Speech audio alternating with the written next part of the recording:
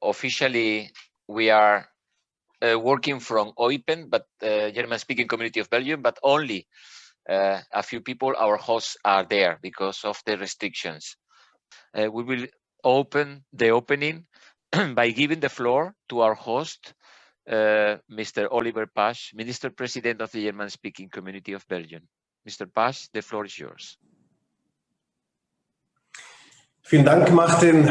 Sehr geehrten Damen und Herren, ich freue mich, Sie begrüßen zu dürfen. Leider nicht in Ostbelgien, aber aus Ostbelgien heraus. Sehr gerne hätte ich Sie heute physisch begrüßt, auch um Ihnen unser schönes Gebiet Ostbelgien zu zeigen.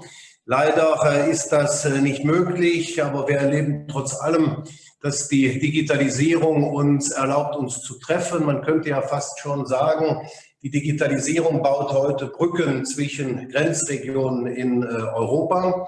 Und wie ich schon in der Vorstandssitzung heute Morgen gesagt habe, glaube ich, dass diese Digitalisierung, dieses Entdecken von Videokonferenzen auch eine Chance sein kann, gerade im internationalen Kontext, wenn wir Workshops oder Seminare oder dergleichen organisieren, kann ich mir vorstellen, dass bei Videokonferenzen die Teilnehmerzahl größer sein wird als bei physischen Zusammenkünften.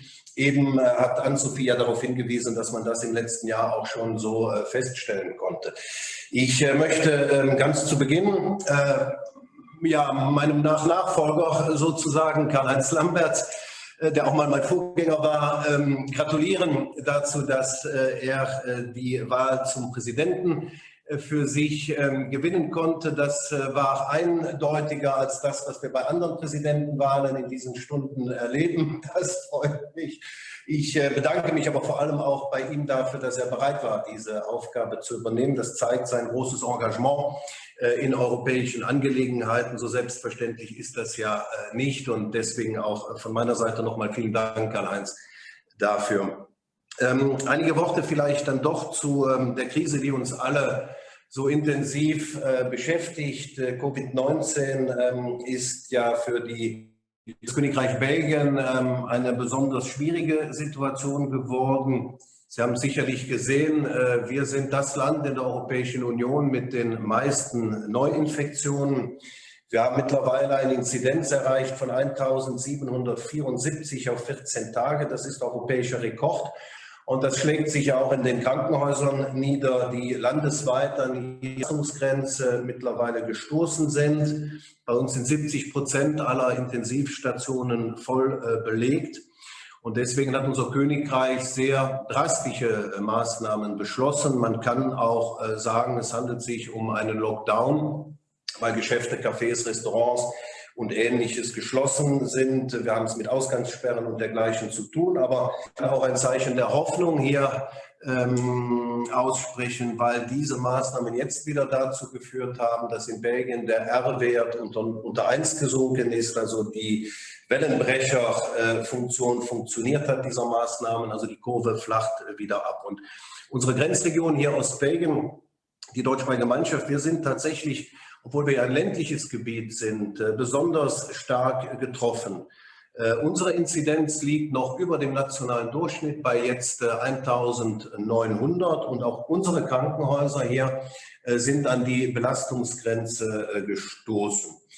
Die Covid-Krise hat unser Leben in den Grenzregionen massiv beeinflusst und vielleicht noch mehr als anderswo, weil wir eben eine Grenzregion sind. Und das möchte ich an 2 Beispielen verdeutlichen. Erstens haben wir hier in Ostbelgien im März etwas erlebt, was seit Schengen eigentlich nicht mehr vorstellbar gewesen ist, nämlich eine Schließung unserer Grenzen.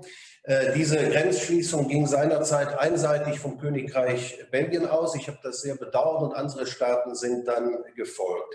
Und das bedeutet, dass wir auf eine globale Krise nicht mit europäischem Zusammenhalt, sondern mit Isolierung, mit Abschottung und mit Grenzschließungen reagiert haben. Und diese Entscheidung vieler europäischer Mitgliedstaaten, die war aus meiner Sicht fatal, weil es Wasser auf die Mühlen der Populisten und der Feinde der Europäischen Union gewesen ist. So ist der Eindruck entstanden, und das nutzen populistische Parteien derzeit, dass man bei einer großen globalen Herausforderung nicht die Europäische Union, nicht den Zusammenhalt, sondern den nationalen Staat und die Isolierung braucht. Es ist der Eindruck entstanden, als seien offene Grenzen etwas Gefährliches und fast schon in schwierigen Situationen ein Sicherheitsrisiko.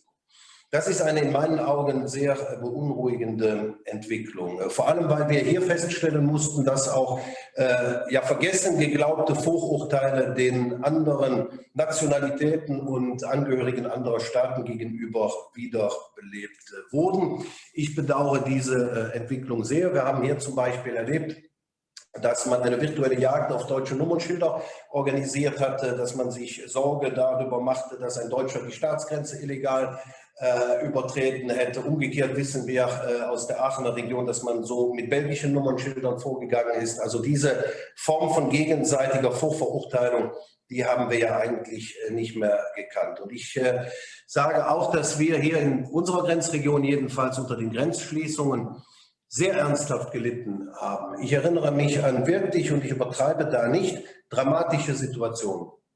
Familienangehörige, die sich nicht mehr sehen durften.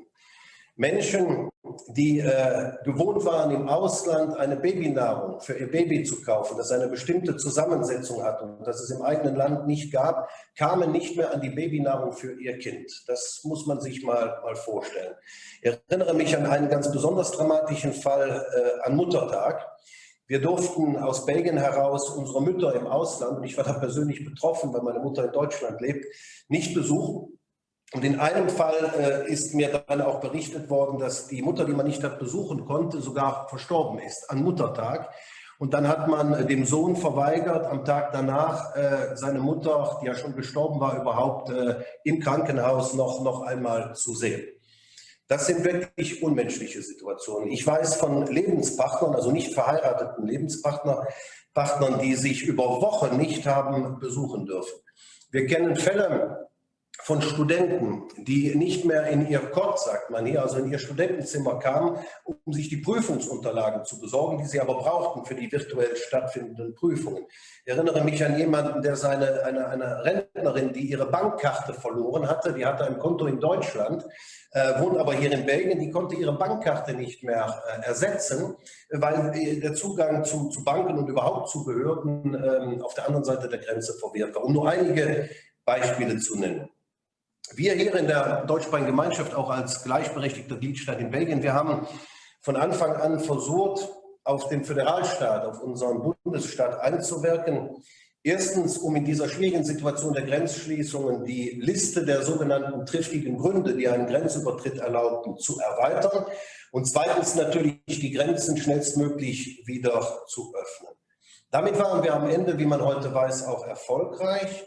Und das hat viel damit zu tun, dass wir über die ganze Zeit hinweg, auch heute noch, eng und freundschaftlich mit unseren Partnern haben zusammenarbeiten können. In unserem Fall in der Regio Maas-Rhein und in der Großregion. Und ich möchte, weil ich weiß, dass einige auch zugeschaltet sind, mich nochmal ausdrücklich bei den Leiterinnen und Leitern der Büros des Gipfels der Großregion und der Regio Maas-Rhein für die hervorragende koordinierende Arbeit bedanken, die da stattgefunden hat. Es ist uns zum Beispiel also in der Zeit der Grenzschließungen gelungen, die Liste der triftigen Gründe in vielen Fällen erstens auszuweiten und dann auch mit der Partnerregion zu synchronisieren. Wir haben ja die absurde Situation erlebt, es ist einfach, Grenzen zu schließen, aber es ist unglaublich schwierig, sie wieder schrittweise zu öffnen, dass Belgien zum Beispiel entschieden hatte, dass man seine Familienangehörige wieder besuchen durfte, dass auf der anderen Seite aber Nordrhein-Westfalen das noch nicht erlaubt hatte. Dann kamen die Belgier sozusagen raus, aber in Deutschland nicht rein. Damit war ja niemandem geholfen. Und deswegen war es so wichtig, dass wir in unserem Fall mit Nordrhein-Westfalen, aber auch mit Rheinland-Pfalz sehr zeitnah immer diese Liste der triftigen Gründe synchronisiert hatten, damit das, was im einen Land erlaubt war, auch im anderen Land erlaubt wurde. Und dann ist es uns, glaube ich, durch gemeinsame Anstrengungen auch gelungen, die Grenzen Ende Mai aus belgischer Sicht wieder zu öffnen. Und da haben uns die Partner in Nordrhein-Westfalen, Rheinland-Pfalz, aber auch das Großherzogtum Luxemburg, das sogar ganz besonders, dabei geholfen, von außen Druck auszuüben auf den belgischen Föderalstaat, um ihn dazu zu bringen, die belgischen Grenzen wieder zu öffnen. Auch das hat dank der grenzüberschreitenden Zusammenarbeit am Ende geklappt. Und mitentscheidend dafür, dass wir bislang in diesen grenzüberschreitenden Beziehungen doch sehr erfolgreich gewesen sind, ist die Tatsache, dass wir ganz zu Beginn der Krise Taskforces, Cross-Border Taskforces eingerichtet haben, sowohl in der Regio Maas-Rhein als auch in der Großregion, um uns ständig informiert zu halten über die sanitäre Situation im jeweiligen Land und in der jeweiligen Region. Das hat dazu beigetragen, dass wir uns vertrauten, und Vertrauen ist eben eine gute Grundlage, um zusammenzuarbeiten. Womit ich sagen will, dass wir in dieser schwierigen Zeit doch erlebt haben, wie wichtig Netzwerke sind. Netzwerke waren ganz entscheidend, bislang jedenfalls, um durch diese Krise zu kommen. Und nur weil wir in den letzten Jahrzehnten so intensiv diese Netzwerke ausgebaut haben, nur weil wir über die entsprechenden Kontakte und das wechselseitige Vertrauen verfügen, haben die Dinge, die ich gerade beispielhaft erwähnt habe, überhaupt funktioniert. Und es ist übrigens auch dieser Netzwerkarbeit zu verdanken, dass es jetzt vor wenigen Wochen gelungen ist, erneute Grenzschließungen an den Binnengrenzen Europas zu verhindern. Zu Beginn der zweiten Welle sind ja in manchen Staaten und Regionen die Infektionszahlen wieder deutlich angestiegen. Irgendwann war Luxemburg eine rote Zone, dann wurde Belgien eine, später Nordrhein-Westfalen. Und man hat zum Glück den Fehler nicht gemacht, den man im März gemacht hat, erneut den Reflex zu haben, Grenzen zu schließen. Das ist nicht passiert, aber unter anderem, weil wir aus den Grenzregionen heraus dokumentiert haben, wie schlimm für die Menschen vor Ort in einer Grenzregion eine solche Grenzschließung wird. Und wir haben mit Nordrhein-Westfalen und Rheinland-Pfalz beispielsweise aushandeln können, dass eine 24-Stunden-Sonderregel gilt. Wir haben also ohne den Nachweis triftiger Gründe die Möglichkeit, nach Nordrhein-Westfalen und Rheinland-Pfalz für 24 Stunden einzureisen. Und wir haben mit dem Großherzogtum Luxemburg eine ähnliche Regel dann für 48 Stunden vereinbaren können. Und diese Netzwerkarbeit, diese enge Zusammenarbeit, diese Freundschaft, die über Jahrzehnte gewachsen ist, hat sich jetzt auf dem neuen Peak, auf dem Höhepunkt dieser Krise sogar als lebensrettend erwiesen. Die grenzüberschreitende Solidarität, die wir erleben, hat zum Beispiel dazu geführt, dass die deutschsprachige Gemeinschaft jetzt auf Testkapazitäten, PCR-Testkapazitäten in Nordrhein-Westfalen und in Luxemburg zurückgreifen kann, weil unsere Labore schlicht überlastet sind. Und sie hat dazu geführt, haben wir heute Morgen noch ein dramatisches Beispiel in einem unserer Krankenhäuser erlebt, dass Patienten aus Belgien, aus den überlasteten Krankenhäusern heraus, in Krankenhäuser der Nachbarstaaten, wo noch Kapazitäten frei sind, untergebracht und verlegt werden können, weil zum Beispiel hier in unserer Gemeinschaft keine Kapazitäten mehr frei sind, werden jeden Tag mit dem Hubschrauber Patienten aus Ostbelgien nach Deutschland geflogen. Das gilt zunehmend auch für die gesamte Provinz Lüttich, die besonders hart getroffen ist. Und die Vermittlung, dass das überhaupt möglich wurde, trotz völlig unterschiedlicher Gesetzgebungen und Gesundheitsversicherungssysteme, die Vermittlung ist wiederum aus der Grenzregion aufgrund der guten Netzwerkbeziehungen, die wir haben, für das ganze Land Belgien zustande gekommen. Das zeigt, um das abzuschließen, wie wichtig die Europäische Union ist für uns alle, dass sie einen lebensrettenden Mehrwert für uns hat, wie wichtig Netzwerke sind, und es führt zu der Erkenntnis, dass wir Schengen nie wieder in Frage stellen dürfen. Denn offene Grenzen gehören zu unserer europäischen Lebenswirklichkeit, und wer daran rüttelt, der fügt den Menschen in den Grenzregionen schmerzhaftes Leid zu. Ich habe Beispiele dafür genannt, und er gefährdet das Projekt der europäischen Integration. Wir können, so glauben wir hier in der Grenzregion, den Kampf gegen die Pandemie nur gewinnen, wenn wir zusammenhalten und eng zusammenarbeiten. Und ich freue mich sehr, dass heute die Gelegenheit gegeben ist, über die Erfahrungen mit der Covid-Krise in Grenzregionen, vielleicht auch mit dem Ziel, Zukunftsperspektiven für Europa zu entwickeln, auszutauschen. Ich denke, in vielen unserer Regionen hat es Fälle, wie ich sie beschrieben habe, gegeben. Und in vielen hat man wahrscheinlich auch Best-Practice-Modelle erfunden, manchmal sehr kreativ, um mit diesen Situationen überhaupt klarkommen zu können. Ich denke, eine große Herausforderung der AGEC wird sein, die richtigen Lehren aus dieser Krise zu ziehen und vielleicht dann auch diese Lehren zu den Mitgliedstaaten hin an die Europäische Union zu funken. Ja, vielen Dank vorerst meinerseits.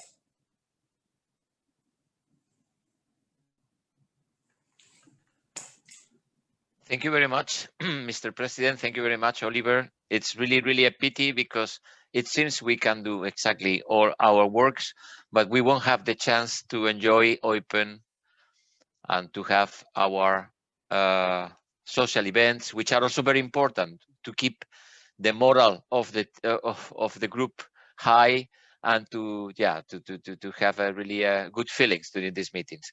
Thank you anyway to all our colleagues in OIPEN for making possible to do this. I think it's even in these challenging times. Thanks a lot.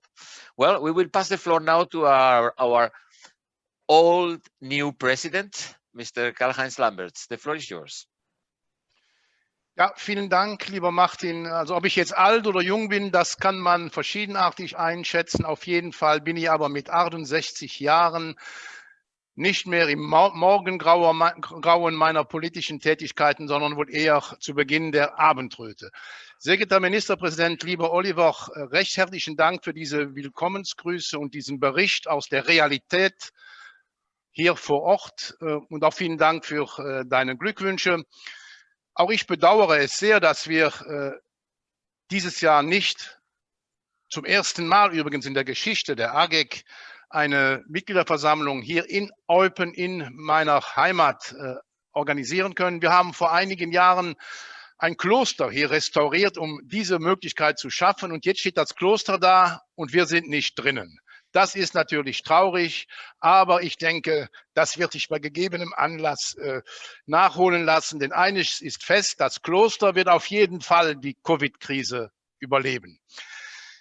Meine sehr geehrten Damen und Herren, recht herzlich willkommen zu dieser Jahresversammlung, auf der wir uns mit den Auswirkungen der Covid-Krise auf die Grenzregionen, aber auch und darüber hinaus und davon ausgehend übrigens mit der Zukunft der Europäischen Union aus der Sicht der Grenzregionen beschäftigen werden.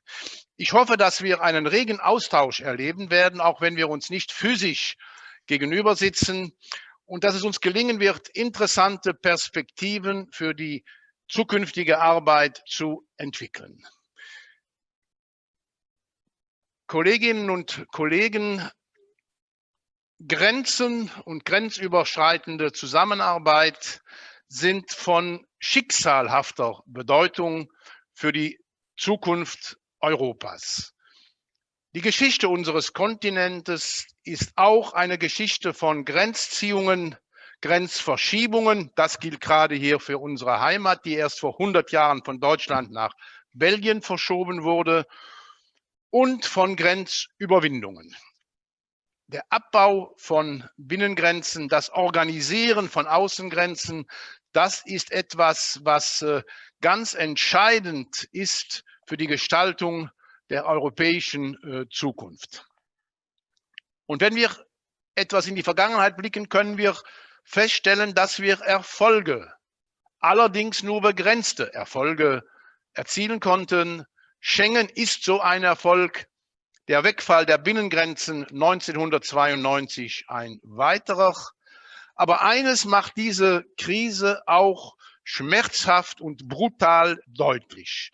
Trotz aller Integrationsbemühungen bleibt immer noch der erste Effekt bei einer Krise Grenzschließung. Das haben wir in den Zeiten der Terrorangriffe 2015, wo wir übrigens auch eine Mitgliederversammlung der AGEC damals in Brüssel abgehalten haben. Das haben wir bei der Flüchtlingskrise und das haben wir jetzt auch wieder bei der Covid-Epidemie erlebt. Wenn ein etwas schwierigeres Problem auftaucht, haben die Staaten trotz aller europäischen Zusammenarbeit als erste Reaktion immer schnell die Schließung von Grenzen zur Hand. Und dabei wäre sehr oft und fast immer die bessere Antwort nicht das Schließen der Grenzen, sondern die grenzüberschreitende Zusammenarbeit. Nicht Grenzen abbauen, sondern nicht Grenzen aufbauen, sondern Grenzen abbauen. Sie überwinden, heißt das eigentliche Gebot der Stunde. Und deshalb ist grenzüberschreitende Zusammenarbeit heute aktueller denn je. Die grenzüberschreitende Zusammenarbeit hat einen hohen Mehrwert. Wir alle, die wir heute hier zusammengekommen sind, wissen das. Aber auch wenn Europa der Kontinent mit der größten Dichte an Staatsgrenzen ist, wäre es falsch zu glauben, dass diese Bedeutung der grenzüberschreitenden Zusammenarbeit schon für alle, die in Europa Politik gestalten, etwas Selbstverständliches, etwas wäre, was man in die Alltagspolitik hinein immer wieder integriert. Der eigentliche Mehrwert der grenzüberschreitenden Zusammenarbeit ist das Bündeln der Kräfte. Das ist das Starkwerden durch Austausch und gemeinsames Handeln. So steigert sich der Zusammenhalt, so werden aus Grenzen, die oft Wunden der Geschichte waren, wirkliche Schweißnähte des Zusammenhaltes. Und so wird auch Vielfalt dies und jenseits der Grenzen erlebbar gemacht, was dann meistens und fast sogar immer einen sehr positiven Effekt, eine positive Auswirkung auf kreative Lösungen hat. Deshalb brauchen wir in diesen schwierigen Zeiten eine angepasste, eine wirkungsvolle europäische Strategie der grenzüberschreitenden Zusammenarbeit. Grenzüberschreitend zusammenarbeiten, das muss man dürfen, das muss man wollen, das muss man aber auch können. Und da ist manchmal es leichter, etwas zu wollen, als es auch wirklich zu können. Und wir müssen diese grenzüberschreitende Zusammenarbeit nie als einen Selbstzweck missverstehen, sondern immer etwas, was in den Dienst der Verwirklichung der großen europäischen Ziele gesetzt wird. Wenn wir über Green Deal, über Digitalisierung, über demografischen Wandel, über soziale Gerechtigkeit oder auch über Frieden reden, dann werden wir immer wieder sehr schnell zu der Schlussfolgerung kommen, wenn wir da Fortschritte erzielen wollen, dann muss auch intensiv grenzüberschreitend zusammengearbeitet werden. Und um grenzüberschreitend zusammenarbeiten zu können, muss man natürlich die zahllosen, die unzähligen Hindernisse überwinden, die immer noch effektiver und effizienter grenzüberschreitender Zusammenarbeit entgegenstehen. Und da möchte ich an dieser Stelle auch ganz bewusst nochmals die hervorragende Mitteilung der EU-Kommission aus dem Jahre 2017 zu den Mehrwerten grenzüberschreitender Zusammenarbeit in Erinnerung rufen. Das war auf der Grundlage einer breiten Umfrage ein sehr, sehr wichtiges Dokument, das wichtige Impulse vermittelt hat. Und ich glaube, es ist durchaus möglich, von diesem Dokument auch heute noch zu behaupten, dass es absolut aktuell ist. Es hat sich in der Zwischenzeit einiges verändert. Einiges ist besser geworden. Anderes ist wieder schwieriger geworden. Ich habe es eben gerade erwähnt.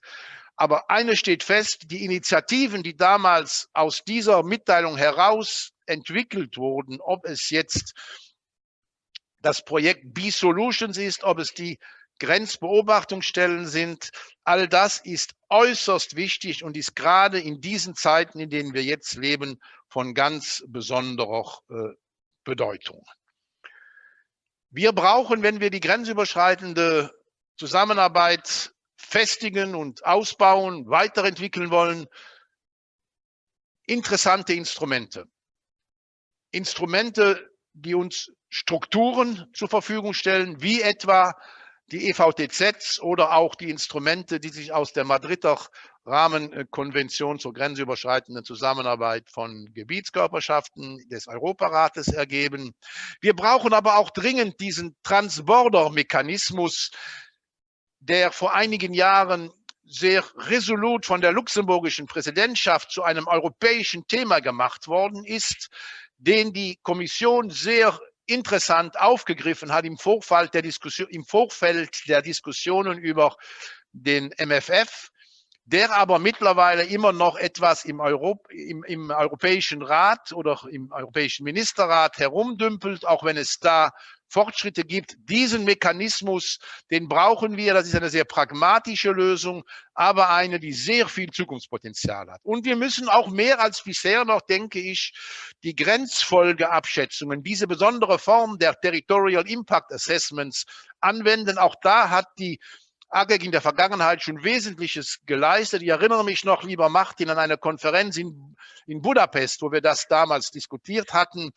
Da sollten wir auch wieder darauf zurückkommen und insbesondere auch mit den Experten aus dem Ausschuss der Regionen, die ich auch an dieser Stelle ganz besonders begrüßen möchte, eng zusammenarbeiten.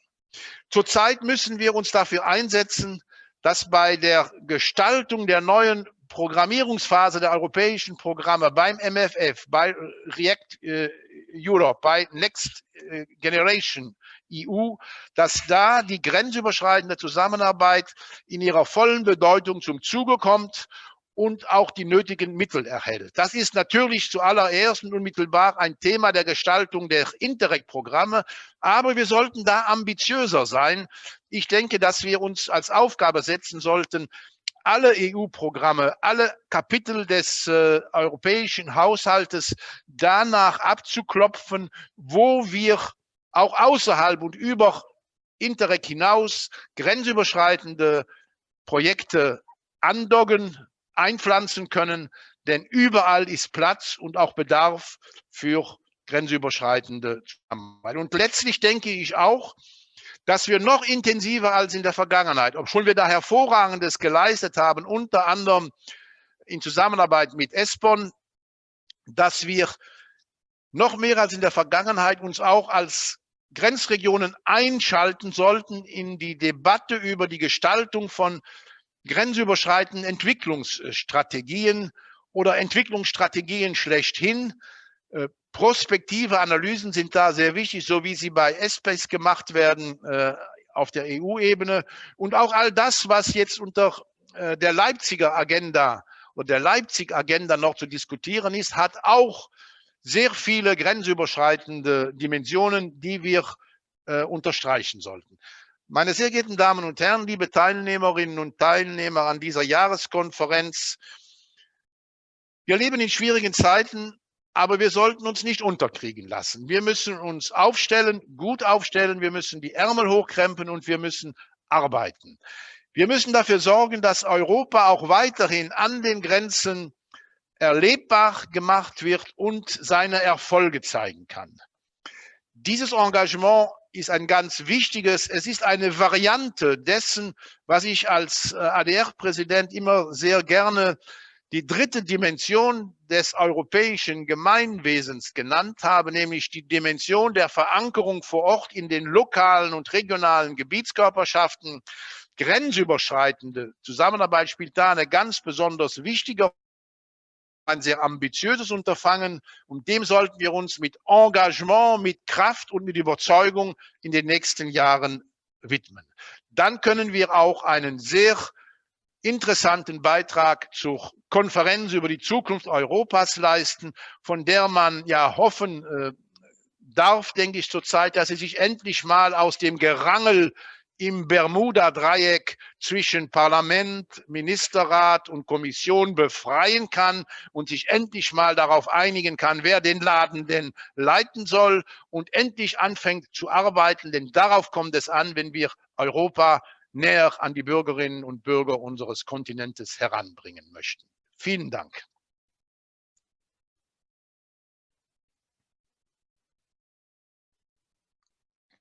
Thank you very much, Mr. President, with a very interesting look into what we are going to face in the coming months and years. I would like just to see that there are some problems in some cases with the channel. It seems that some people have problems with the channel in German, which was empty, and we could listen to your voice together with the English translation. But in other cases, doesn't happen. So I'm not sure what's going on. The French channel was okay, and the Polish channel was also okay. Well, we hope that this will be solved in the next minutes. And we will pass now to the, let's say that the official opening is over. And then let's start with the series of presentations in the first session of AEBR Annual Conference, which is related to the future of Europe from the perspective of border regions. From the perspective of border regions, but we have invited the EU institutions to intervene. So first of all, I thank you very much, you all, to accept to speak in this panel, addressing the issue from the point of view of border regions, which are the main target of our events. Thank you very much, and I will use the order which has been established in the last version of the program. So first we will give the floor to Ms. Helgesen, afterwards to Mr. Boijmans, and afterwards to Mr. Petzold. Unfortunately, the European Parliament could not be with us today. So we are already over 100 participants, actually 107. And it seems that the input given by our host, Mr. Paasch, and our president was animating more participation. Thank you very much to all of you. Well, let's open, and now I will give the floor to Ms. Gunn Marit Helgesen, representing the Congress of Local and Regional Municipalities by local regional authorities by the Council of Europe. The floor is yours. Thank you so much, dear President, dear Minister President, dear colleagues, ladies and gentlemen. It is a real pleasure for me to be able to join you today, even though we have been living and working in very special circumstances this year. I would like to thank the organizers for giving me the opportunity to address this annual conference. First of all, on behalf of the Congress of Local and Regional Authorities, I wish to congratulate my good colleague, the new president of the association, Karl-Heinz Lamberts, on his election. Karl-Heinz is also vice president of the Congress, and his election bodes very well for pursuing and deepening the long-standing cooperation between the Congress and the Association of European Border Regions. I'm pleased to point out that the Congress supported the association's creation in 1971 with the perspective of fostering a Europe-wide network of border regions and advancing the cross-border cooperation within and beyond the European Union. Over the past 49 years, the Congress and the AEBR have shared the common objectives of strengthening cooperation between European regions, as well as participation of regional authorities in defining and implementing European policies. We have come a long way since 1971. But I began on this historical note to show that the importance of effective cross-border cooperation as key to European integration was recognized early on, as it goes to the heart of the European project. Today, AEBR plays a fundamental role in the promotion of European cross-border cooperation, an area that has always been a priority of the Congress. This role has been especially evident during the current pandemic within border regions suffered in particular from border closures. In this regard, the Congress welcomes your proposal together with the European Committee of the Regions to create a more permanent mechanism for border regions. Ladies and gentlemen, we are convinced of the benefits and mutual enrichment of cross-border cooperation, not just in terms of better understanding and improving neighborly relations, but also with regard to seizing economic benefits from sharing public services and infrastructure, schools, universities, hospitals, emergency services, airports, and so on. Regional cross-border cooperation is often developed through the transfer of competencies and financial resources as a result of decentralization and regionalization processes in the countries.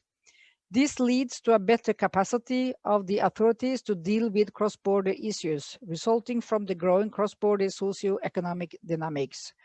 Through targeted collaboration between individual and institutional actors from different jurisdictions that are located in the same cross-border territory, common problems can be addressed and synergies developed, considering the social, economic, and natural characteristics of this territory. Nevertheless, it is this vision of mutual benefits across borders that risks being undermined by the various challenges facing Europe today, particularly the current health crisis. Indeed, the health crisis has put a strain on cooperation between border regions with the adoption of restrictive measures often decided by national governments while ignoring or underestimating the woes of the regions. Such measures as border closures Introduction of quarantine periods or administration of health tests were often taken separately in different countries and applied differently. Implementation of border closing decisions was sometimes discriminatory.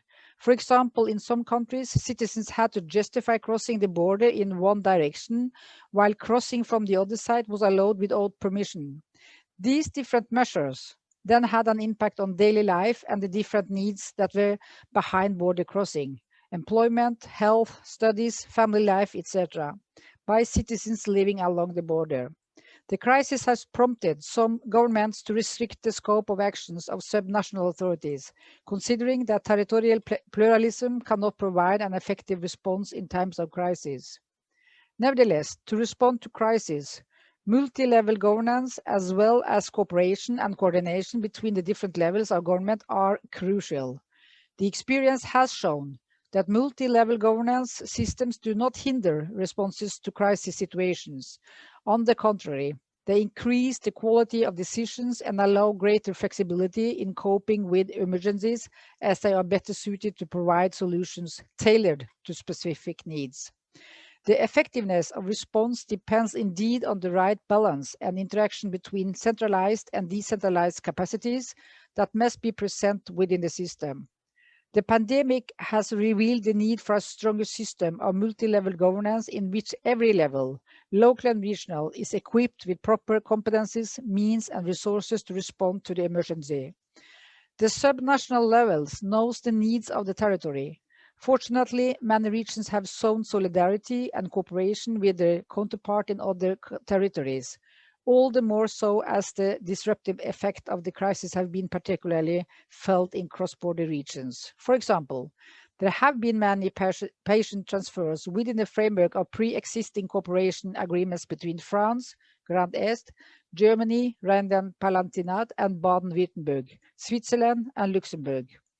Also in Germany, the Minister-President of Rhineland-Palatinate has set up a cross-border task force with the Dutch and Belgian regions to coordinate actions against the coronavirus.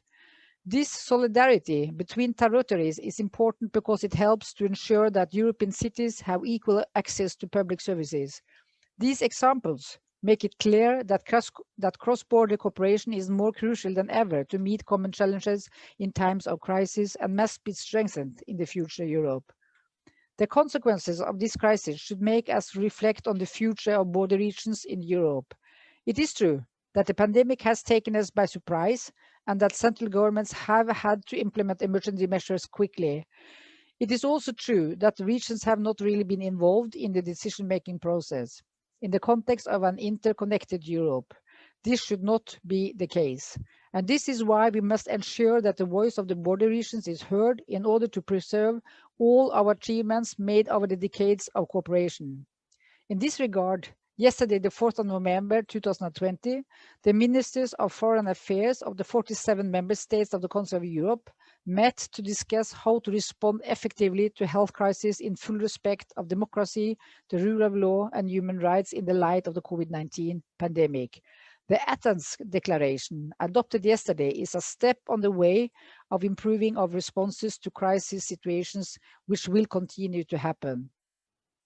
Only over the past 5 years or so, Europe has experienced a succession of crises: the migration crisis, radicalization and terrorism, a rise of extremist movements, crisis of public confidence, the health crisis we are facing today.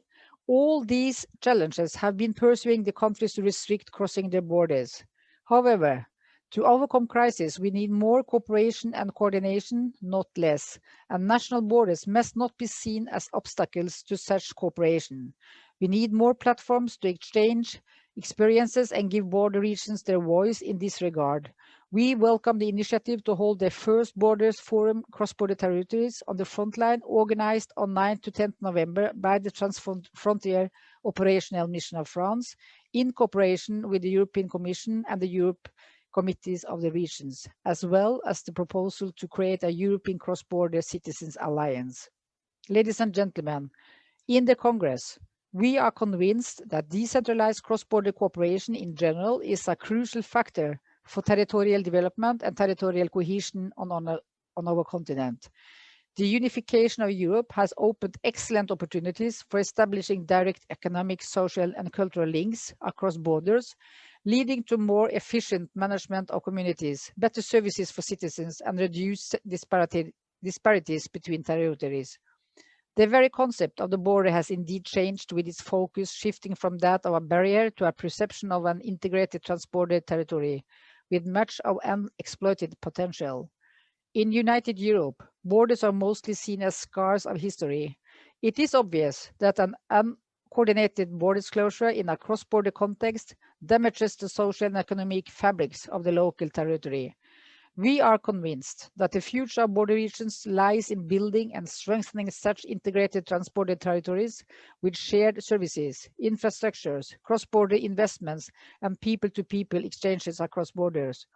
The experiences and good practices of municipal cross-border Euro districts, Euro regions, and the 72 European territorial cooperation groupings existing today should be extended across the continent. There is a solid legal framework for this. The Council of Europe's 1980 Madrid Convention on Transfrontier Cooperation and its 3 additional protocols, providing also for cooperation agreements between European Union and non-European Union border regions. At the time, AEBR provided its expertise to preparing the protocols, as it did to support the elaboration of the Council of Europe's reference framework for regional democracy. The Congress has already recommended developing this framework further to include provisions for horizontal subsidiarity and the transfer of competences and resources to transfrontier cooperation bodies. It is clear, of course, that European cross-border cooperation is not yet complete and that there are still obstacles in front of us, be it bureaucratic barriers, lack of political will, or complex administrative structures that can be so different from one country to another. And this is why our role is to change the way cross-border cooperation is perceived at national level and to try to multiply cross-border cooperation projects. Peace, stability, and growth depend on good neighborhood relations between regions bordering each other. Today, we have the legal arsenal to enable and promote cross-border cooperation. We need greater political will to do so. And our wish for the future of Europe is to see better multi-level governance and more decentralized cross-border cooperation. A Europe where border areas are transformed into a common economic and cultural space, and where the voice of border regions is better heard by their national governments. This is our common goal, but your association is perfectly placed to spearhead and advance this process. In almost half a century, AEBR has succeeded in promoting cross-border cooperation and the participation of regions in European policies, and has contributed to the establishment of deep ties between populations living along the borders, with the aim of creating better a climate of confidence and mutual understanding.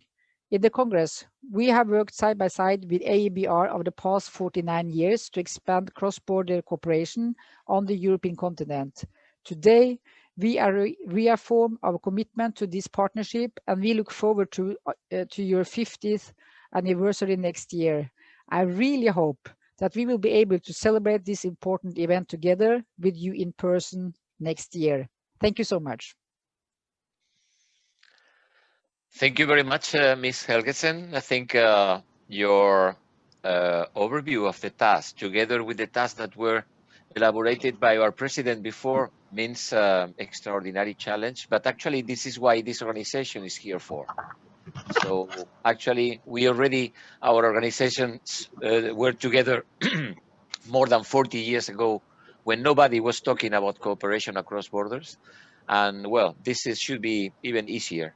So yeah, the next year we will also have the 50th anniversary, and we would like to enhance how important has been the support of the Council of Europe, and particularly of the Congress. And even in the last years, sometimes it's difficult to identify because some of our representatives were shared. So I think this is a very good news, and it has been really, really a pleasure to have you with us here today. Thank you very much. Well, now we go to the EU institutions. We have a couple of very interesting interventions. I'm sure that most of our members are wishing to listen, particularly because probably we are going to get a very good debriefing of how Interreg will look like, especially in times of COVID and afterwards. So I don't take any more time any longer about that, and we'll have the big pleasure to give the floor to Mr. Pascal Boijmans, who is the head of unit of Interreg at the Regio European Commission. Pascal, the floor is yours. Thank you, Martin, and good afternoon, ladies and gentlemen. Dear Minister President, dear, wait, I have the video. I hope you can see me. Yeah. Dear colleagues, thank you very much for inviting us, for giving this presentation, and I would like to share with you this afternoon a bit more about how will Interreg look like post 2020. I prepared a presentation. Is it possible to upload the presentation from your side, from the side of the host? Because I'm not sure if I'll manage. Yes, I can do it. Just 1 second. Yeah.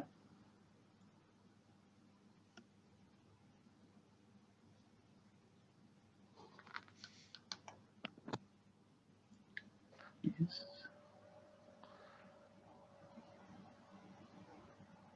Good. Yeah, thank you very much. Yeah, thank you. And I will tell you then to change the slides then. So after listening to 3 very interesting introductory speeches about the vision and about how cross-border cooperation contributes to European integration, I will explain now a little bit more about how the future of Interreg will look like, and it's up to you to judge indeed how we can respond and how we can accommodate all the wishes which were presented by the previous speakers. I will give you an overview of the state of the progress of the negotiations, where we stand with Interreg, and what are the main novelties. During the German presidency, the ambition is to finalize as much as possible the negotiations and the legislative package for the regulations. But I hope that the question is if this will indeed be feasible. The trilogues as such are progressing quite well, so the negotiations between Parliament, Council and the Commission, and Interreg is the most advanced regulation in these negotiations. Could I have the next slide, please?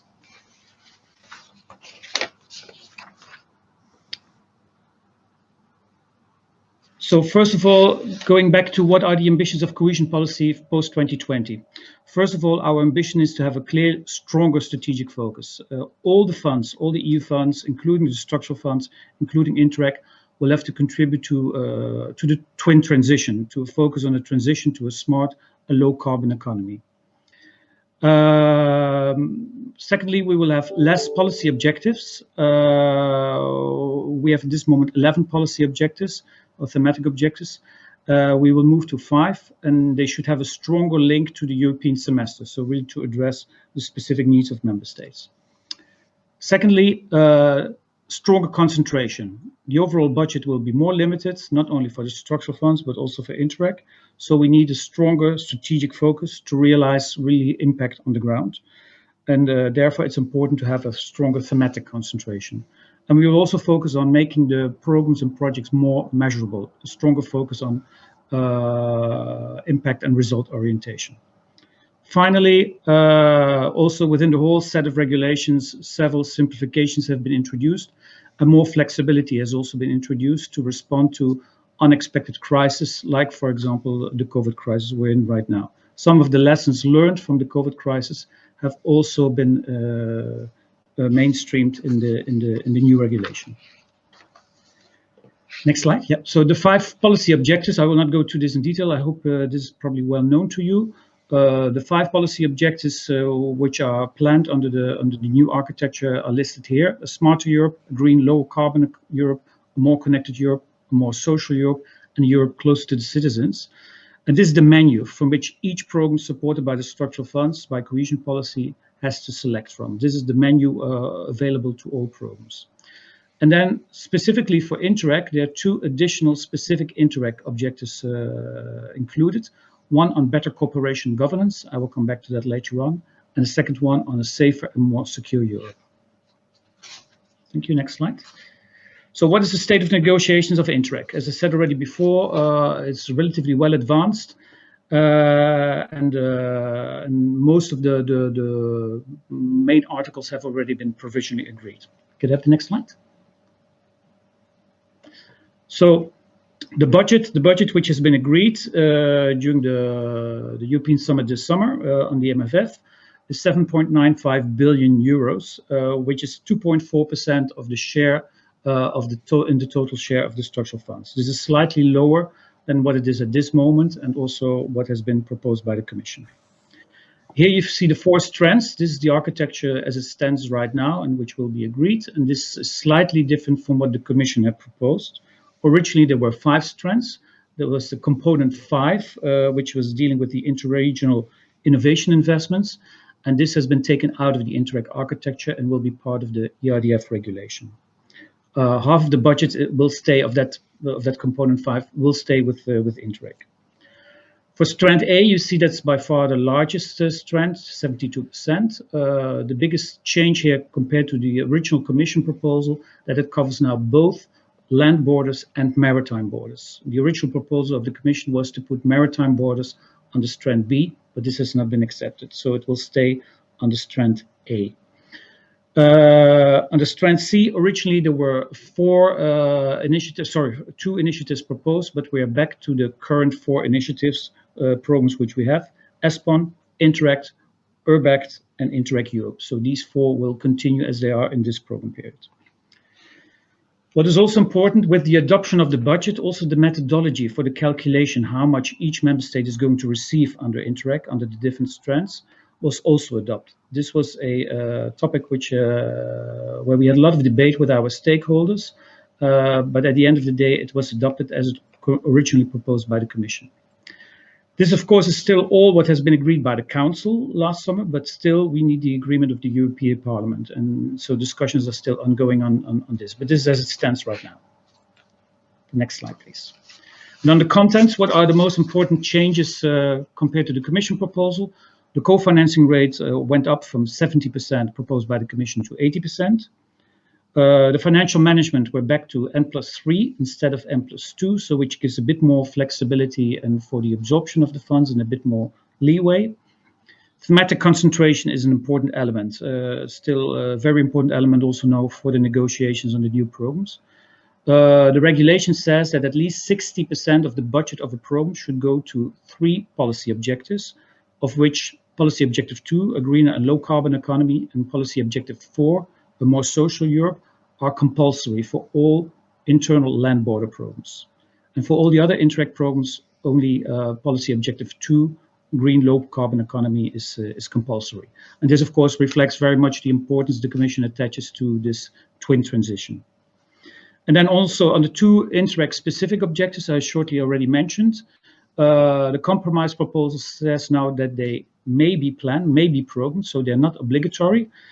Well, we cannot hide from the side of the Commission that we regret this. We had hoped that especially the better cooperation governance specific objective would be compulsory. But still, we see that a lot of programs are planning this specific objective, so which is very good. And for up to a maximum of 10%, and for ISO 2, a safer and more secure, 5%, which will be available now for all the strands. So it was not originally planned only for the external borders of the Union, but now also for the internal borders. And then finally, which you can see at the bottom, the small project fund. I hope you can see it on the slide. I cannot fully see it on my screen, but the small project fund, the original proposal of the Commission was more clear, giving clear guidelines. The member states ask for more flexibility. So there's a more general trend to give more flexibility under which conditions such a small project fund can be set up. And we can go later on in more details if there are questions. So what are the key novelties for Interreg? First of all, maybe next slide, thank you. This under policy objective 5, a Europe closer to citizens. This offers the opportunity for regions, cities, and local authorities to participate in the implementation of the funds and also in the Interreg programs, especially when you have larger Interreg programs with different type of regions, sub-regions. Policy Objective 5 can be very interesting. On this basis, they can develop a local integrated territorial strategy, where also the relevant territorial authorities and bodies can participate, so multi-level governance, as it was mentioned before. and where also all other relevant stakeholders, not only from the public sector, but also from NGOs, private sector, can participate.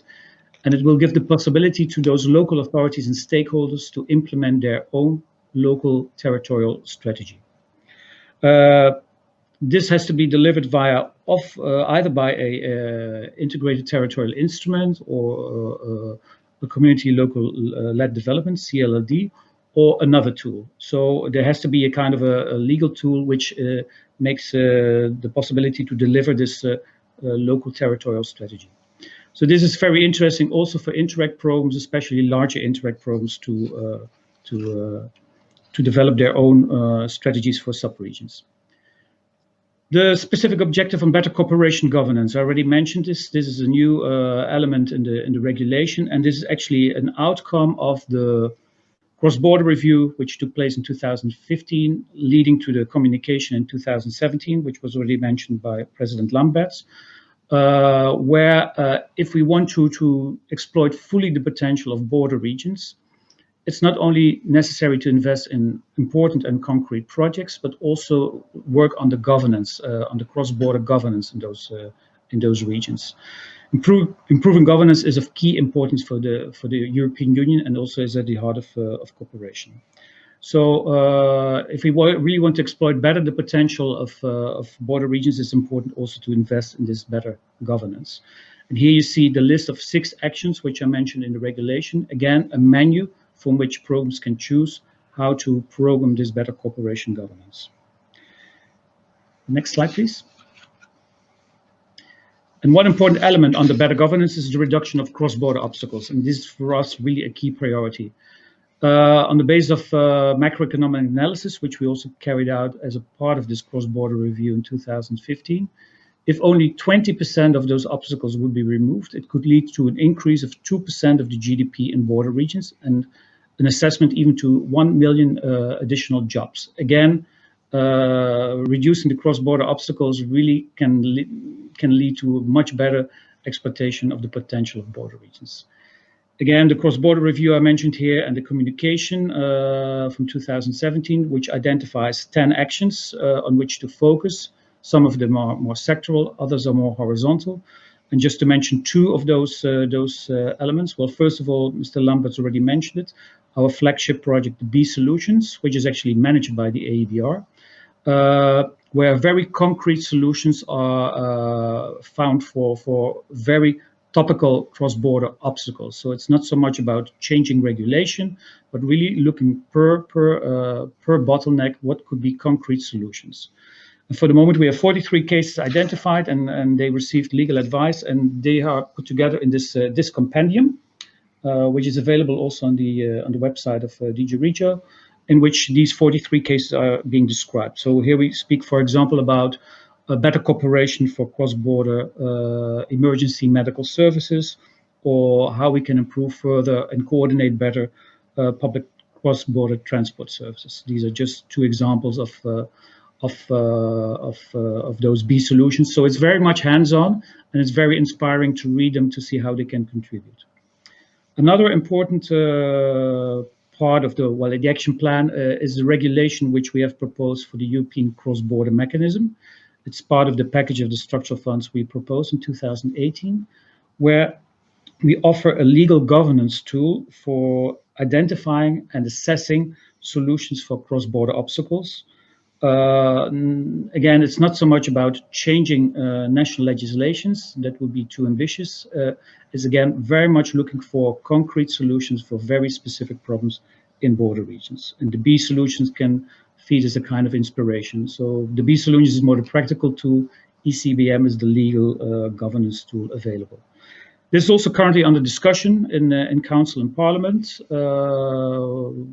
Still quite some work to do, I think, ahead of us, especially looking at the comments from the member states.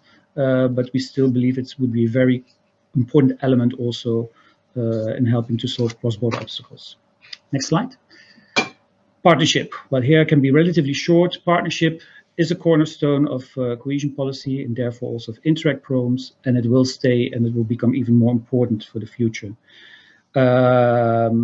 Certainly for Interreg, it's very important to work on trust building, bringing partners together on both sides of the border. I think also Minister President Oliver Paasch mentioned it in his speech. Getting to know each other, trusting each other can help to develop common projects and finding common solutions, especially in the crisis we're in the COVID crisis. It's important for our program not to do this only during the implementation of the programs, but already do it right now when we are preparing the programs. And the partnership is as wide as possible. It's not only about public bodies, local and regional authorities, but also about the economic and social partners, NGOs, and also relevant cross-border bodies.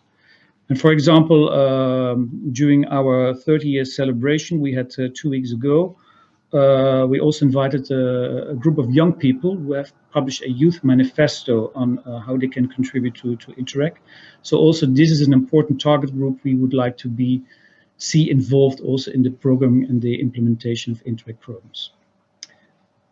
Next slide. We want to bring the funds as close as possible to the citizens, and there also we see several tools we have available. People-to-people projects, they are already running right now in many programs, and we also want to continue with these people-to-people projects because we believe they are a very good tool for this trust building, which we see as the basis on which you have to develop programs. So this can be directly between citizens and can be very small-scale projects, but just to get to know each other better. And we want to continue with this. And this, for example, a project which could be very well implemented under this new specific objective for better governance. Then secondly, the Small Projects Fund, that's a new element introduced in the regulation, which should make it easier to, for example, to implement such type of people-to-people projects, but not only, it can be used in a wider sense. It should make the implementation of small projects simpler. You can delegate it to a designated body which has expertise in this specific area, and it will make it also more professional. So that also is a tool which we are going to promote in the next generation of programs. Next slide. And finally, one important element is about embedding of cooperation. When we speak about cooperation, automatically the link is made to Interreg. But from our point of view, Interreg is not only the one who is responsible for cross-border cooperation. We also see that it can be integrated in other policies, national EU policies. We also see how legal instruments like EGTCs and ECBM can contribute. And we see that, first of all, it's important to embed cooperation in other policies, and therefore we have a border focal point in the Commission, in our unit, where we try to ensure that also cooperation, cross-border cooperation, is integrated in policies from other DGs. For example, we have close cooperation with DG Move on transport, with DG Sante on cooperation on health.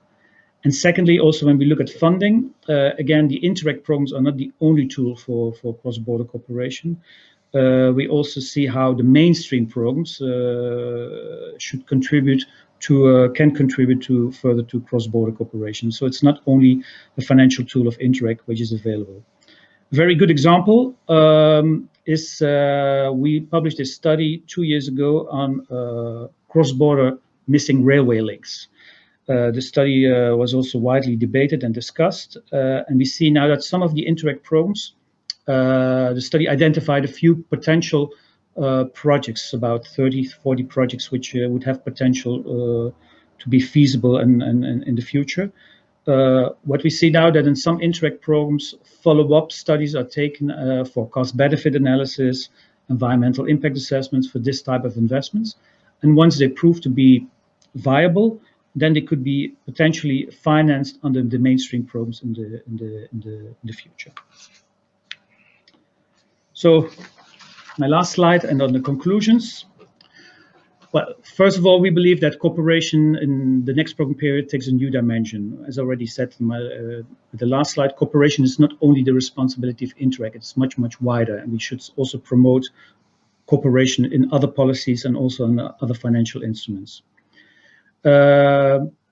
It requires a stronger strategic thinking by policymakers with ambitious projects, more targeted approach. We have less budget available, and if we want to have impact on the ground, we have to make clear choices. We see that several new tools are being made available, like the European cross-border mechanism, the small project fund, but also these territorial strategies, which could be used under policy objective 5. We are very much and strongly convinced that improving governance, and especially the reduction of obstacles, is very important. So we really would encourage programs to use the opportunities offered by this new Interreg specific objective for better cooperation governance. All stakeholders need to be involved at all stages, so already right now during the programming. Larger programs could reflect on if there are specific territories with specific needs, if they could use also the opportunities offered under policy objective 5. And finally, we all, not only from the side of the Commission, but also at member state level, at regional level and local level, we should make it more visible. We should make more visible how cooperation can improve the daily lives of citizens. So thank you for your attention, and I'm available for questions from your side. Thank you very much, Pascal. I think it was a very, very interesting overview of all the new elements in Interreg, which might answer many questions, but also raise other ones. While we are waiting for the next speaker and also looking at the possible questions, I would like to just to make a comment. In general, we are very happy with everything, but with the money. We would have loved to see more funds available for territorial cooperation.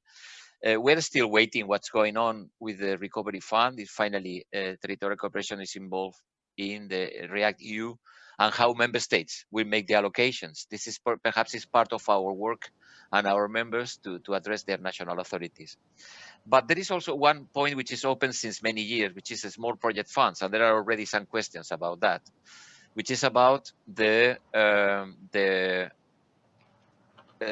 the small project funds are managed.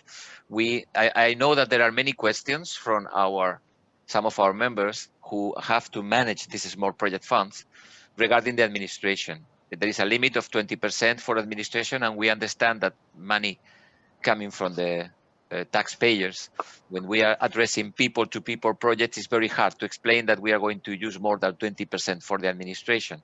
But the reality is that many small euro regions who are managing these funds, they fulfill many more tasks, many other things, and nobody is paying for that except the fees of their members. This is similar to what could happen with us, and we try to balance with other projects. That's it.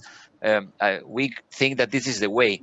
So what you said about there are other programs that you're trying to get involved, that border regions will be more involved in these mainstreaming programs. We like to say that there is life after Interreg, and this has to be understood also by the organizations managing these funds. What we are recommending is, let's see other tools, let's see other type of projects, etc. In any case, it's difficult to change procedures, and we have to accompany this. That's why we appreciate very much the collaboration with DG Regio, because in the next months, we will need some support in order to identify these new elements that the border regions can, or cross-border regions can take on board. We will try to explore how technical assistance can help them to develop other tasks, etc. Perhaps we need to find a combination with more systematic approaches to healthcare, transport, and these hot topics. And this is our part. But I'm sure that we are going to try not to make a lot of headaches for DG Regio, but we will make a lot of questions. So we are very happy that you are always very open to come to discuss with us, to talk with our members, etc. Thank you very much, Pascal. I think we can share your slides when we are ready. Of course, yeah. That's why I prepared them. Yeah. Okay, great. Thank you very much.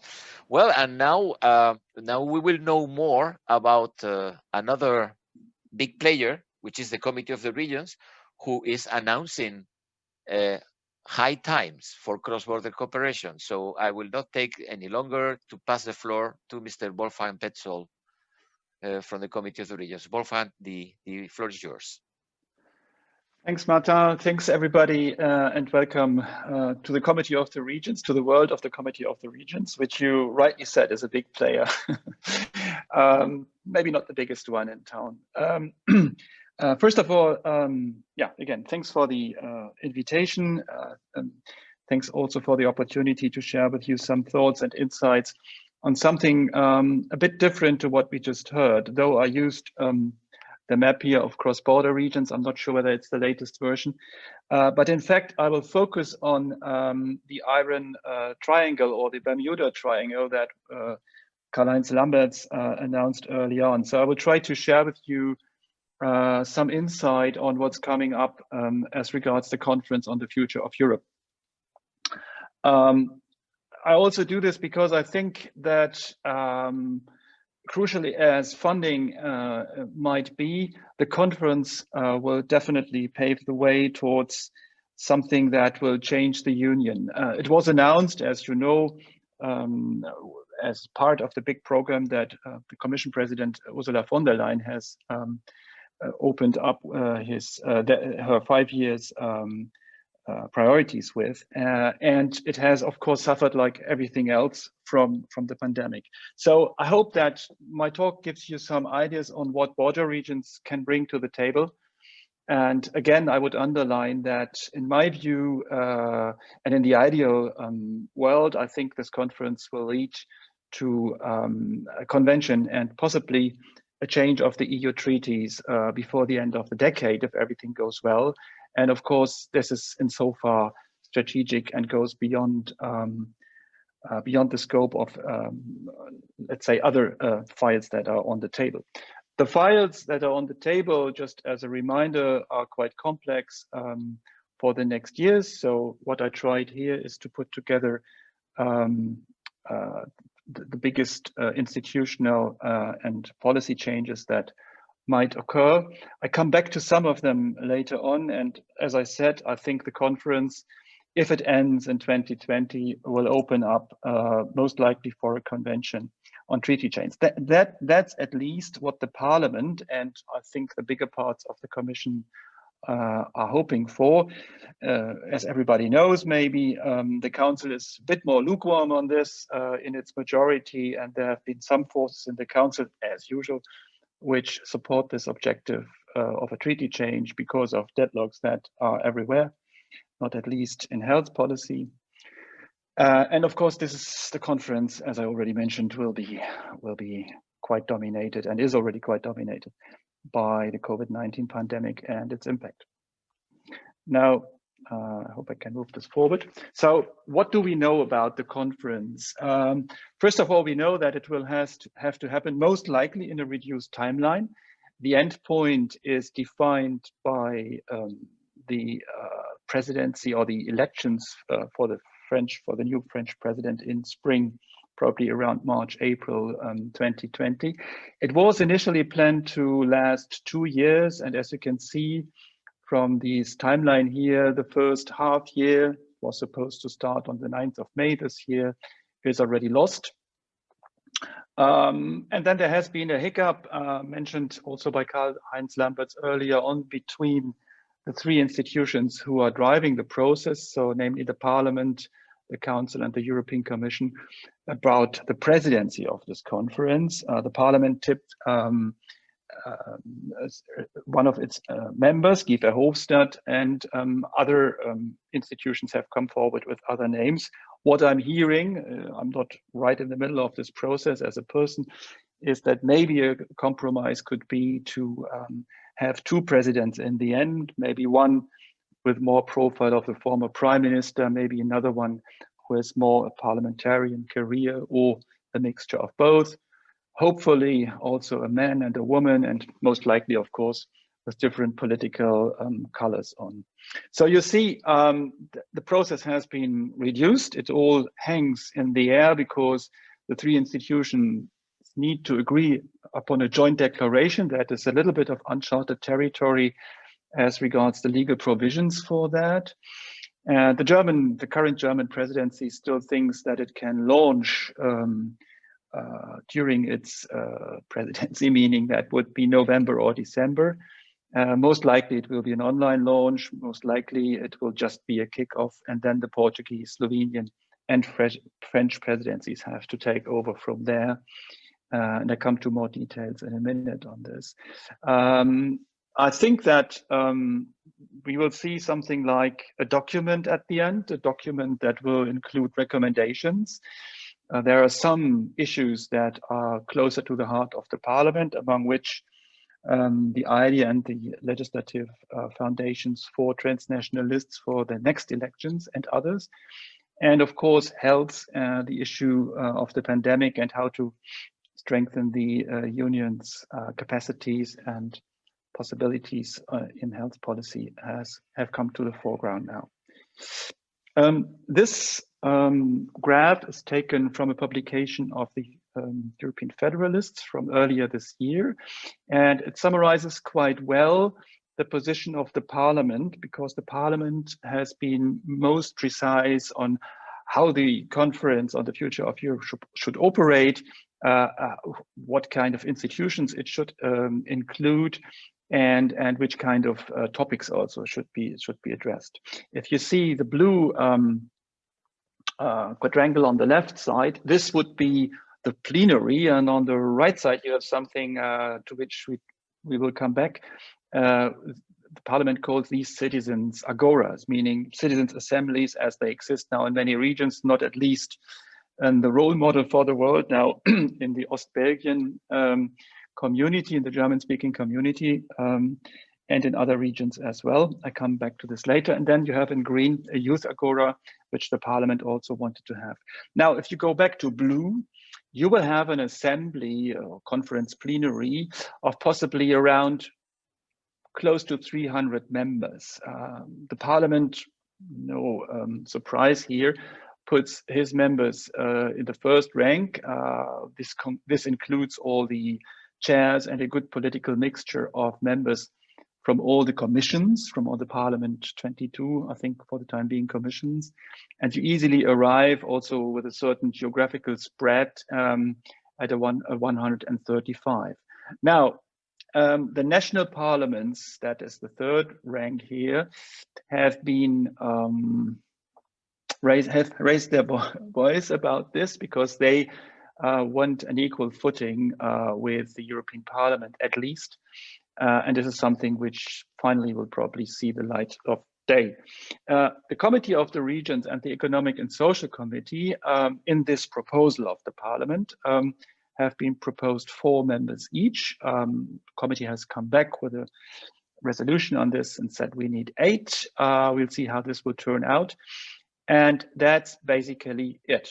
So meaning that the plenary will be advised, that the 2 arrows in the middle, by citizens and young people agora, who will discuss topics, I think one after the other. The plenary will meet a little bit similar to what the citizens will do on thematic topics. I would think between 5 and 7 to be selected. And then for each of these topics in the final document, you will read the recommendations on where to move now, what can be done with the current treaties, and what would require a treaty change. I think that's most likely, in a nutshell, the process and the institutions that will govern it. I spare you the organizational bodies. The EP has been very outspoken on this. And of course, the presidency issue has been the most blocking element here. As you have seen from an earlier slide, the institutions have all come forward in January and February this year, including the Commission and the Council with positions. The Council was the latest. And I do think that there is agreement, more or less agreement on the topics. That's what I'm hearing from the German permanent representation, that they have written what is called a joint declaration on how to run the show, who gets what, who takes care of what. And in easy words, I would think that the Parliament and the Commission will most likely join forces closer than they will with the Council, because this is all then in the remit of very different member states with very different political agendas and so on. So I think Commission and Parliament, like for the European elections, will join forces. The Commission will most likely set up what is called a digital platform that will document the whole process, that will also be used to hold, for example, citizens' agoras or assemblies that are not possible, like today's annual assembly. I think that at least until mid next year, we will only see online gatherings. I hope it will be different, but I don't think so. And that means that they are now testing and experimenting with multilingual citizens' agoras. How will this look like? It will look like that they will put together a 200 plus X citizens assembly transnationally, meaning that they will represent as much as this is possible with 200 people, the populations of the 27 member states. There will be gender balance. There will not only be Europeans or federalists being selected for this, but also Eurosceptical people. Age, geography will play a role. And these will be the official citizens' agoras. This is in the core of the whole thing. And around this, the Commission and the Parliament now imagine that there will be, how can I say, an area of satellite events, an area of events where, for example, the Committee of the Regions will hold cross-border dialogues or dialogues in the constituencies of its members. There will be the associations like AEBR, Eurocities, and others have prepared for that. And they will try to, how can I say, influence the agenda. The most important thing here will be, and that's only known once the joint declaration is public, and that it is not yet, what the topics are and in which time sequence they will be handled with. Because if you hold, for example, as AEBR, a citizens' assembly or members' assembly on an issue that has already been treated or will be treated in the far future, as far as the future can be, because everything will happen in 2021, then it will not make much sense. Because I do think that, say, topic number 1 might be held, might be something different, will be discussed in February in the plenary and in parallel in the citizens' agoras or in the youth agoras, and then the package is done, basically done. I mean, until the end, there will be still changes, of course, but I do think that it makes strategically much sense to first know which topics they will be tackling with, to know what I speak now to the association, but also to the committee itself, will want from this conference, and then to set it up. Inside the committee, I could tell you that we have a task force of officials working on this. We have also discussed this in different formats of our political assembly, including in the plenary. We do have an idea which topics the committee would like to address, and comes the time, we are happy to share with this, and it can be more precise when we have question time. Let's say, here I summarized a little bit what the committee's view on these things is. I mean, we have, and Carline's numbers was crucial for this. We have since 2 years on our flag that we want one possible treaty change, which would mean that we need a permanent citizens assembly or structured dialogue, like we have now in many regions, in many cities, and even at the level of countries like Ireland, France, or Germany, who have started to create citizens assemblies to advise their national, regional, or local parliaments or assemblies. So this is one of the key things that the committee wants from this, but it's not the only one, of course. And maybe interesting for you is also that in a recent opinion that was adopted only in October, we also suggest that, as this is so quickly evolving, that we are asking ourselves, but also the EU institutions, and why not the associations, to create together a network on best practices or good practices on citizens' participation.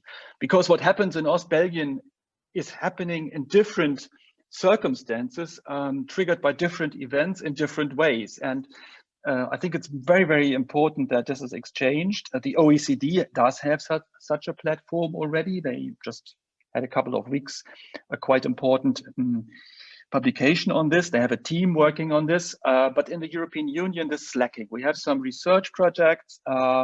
We have the Joint Research Center. We have an annual citizens engagement event run by the Joint Research Center, as I said.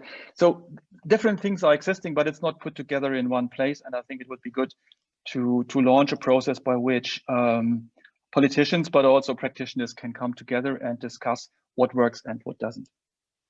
My last slide, just to open up maybe for discussions, for a discussion with the audience now, because I think there will be questions mainly, I guess, to Pascal on Interreg. But my views on a broader picture would be, yes, there's the COVID-19 challenge. So what are the lessons learned? What does it mean for cross-border cooperation? What does it mean, of course, also for Interreg and the next and the cross-border mechanism? What I would like to draw your attention to, I think it's sometimes forgotten in all these debates, we are still discussing the EU budget. We are discussing an EU budget that has never been as big as the next one. Sounds like nice, but it's quite complex because it's at all government levels that they are discussing now about the recovery fund, about the next generation of ERDF, ESF, rural development programs, what have you, rescue. I mean, it's the double funding and it's triple the complexities.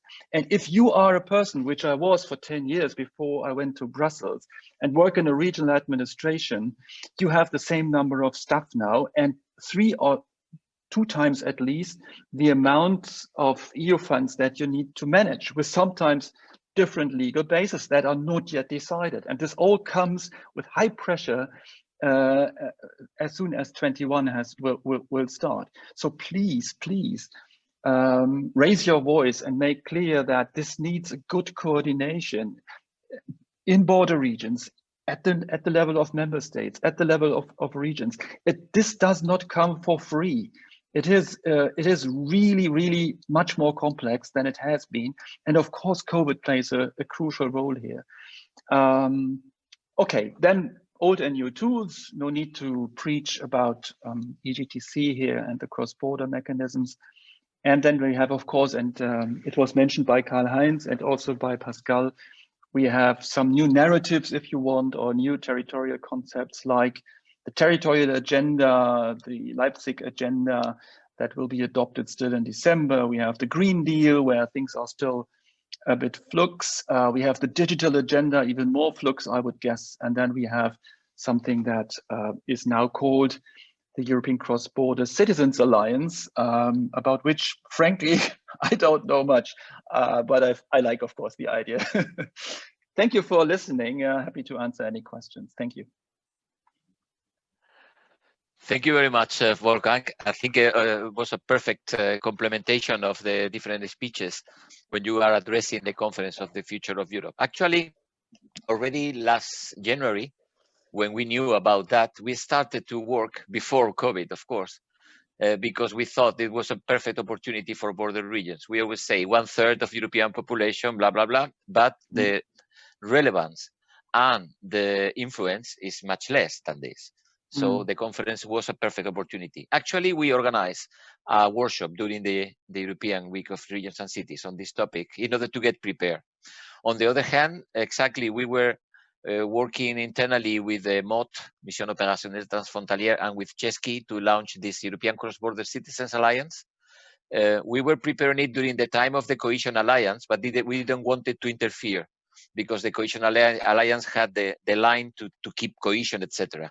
Then we came in a second stage with our alliance, and actually it's going to be public on Monday.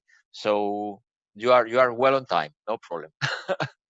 As a person, you can sign, by the way. The Committee of the Regions have joined, but we have distributed the declaration, and on Monday there will be more information about, and everyone can sign.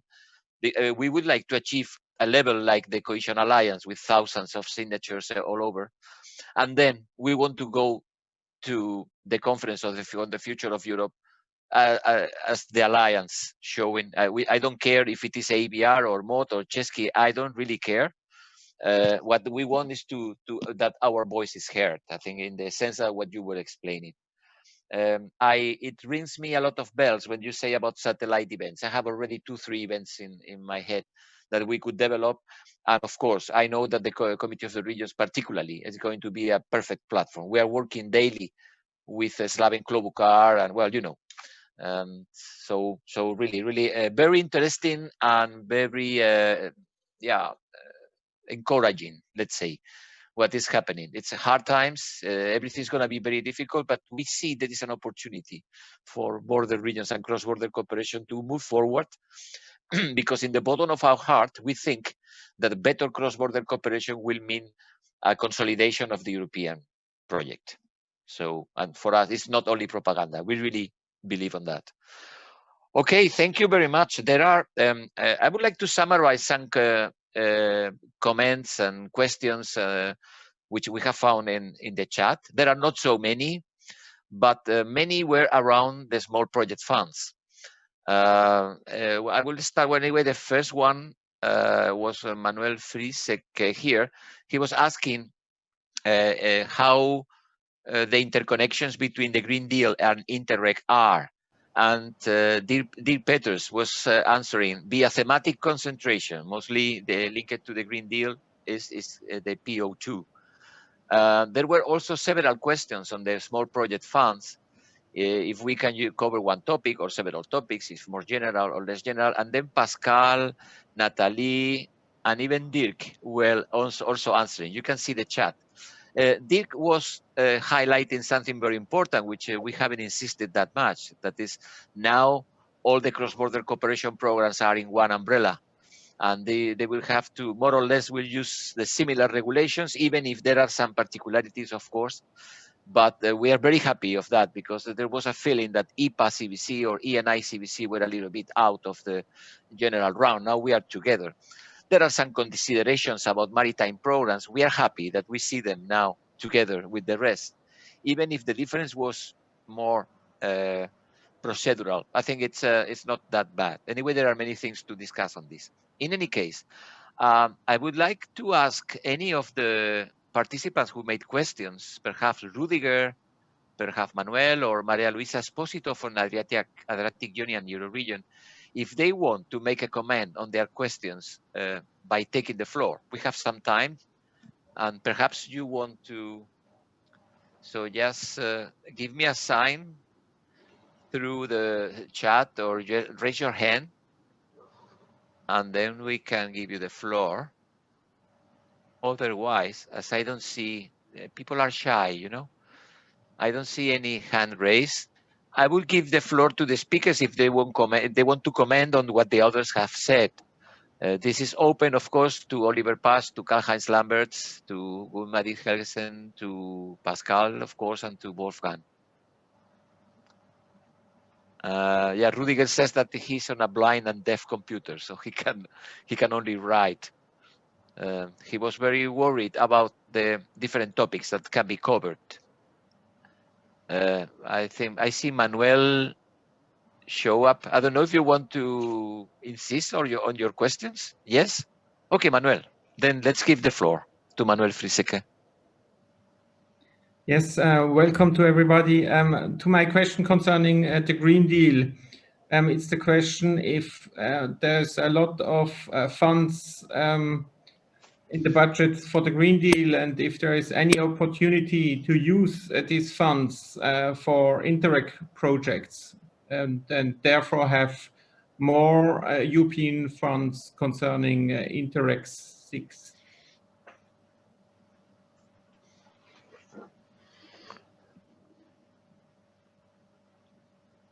Is anyone who feel like answering, or should we take some more questions?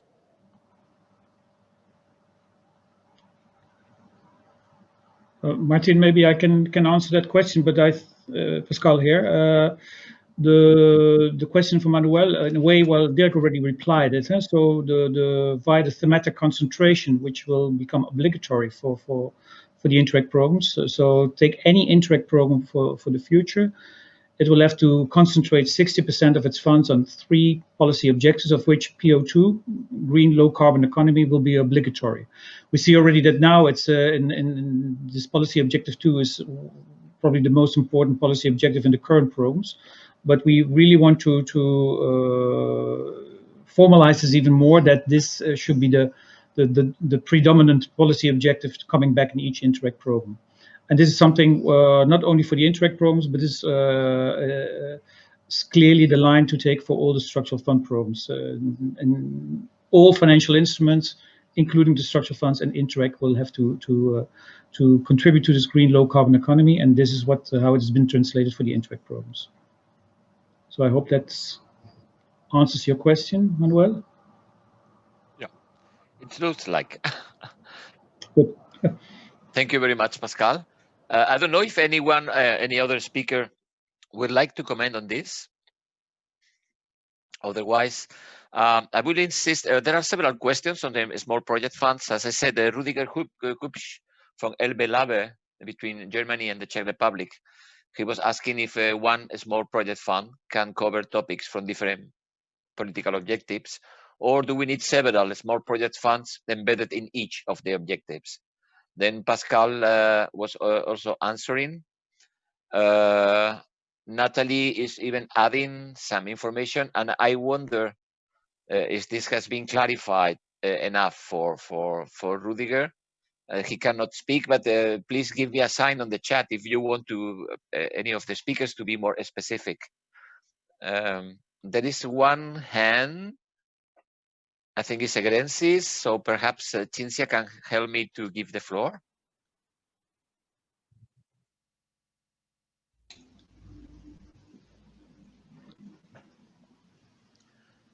Ja, hallo, werde ich gehört? Ja.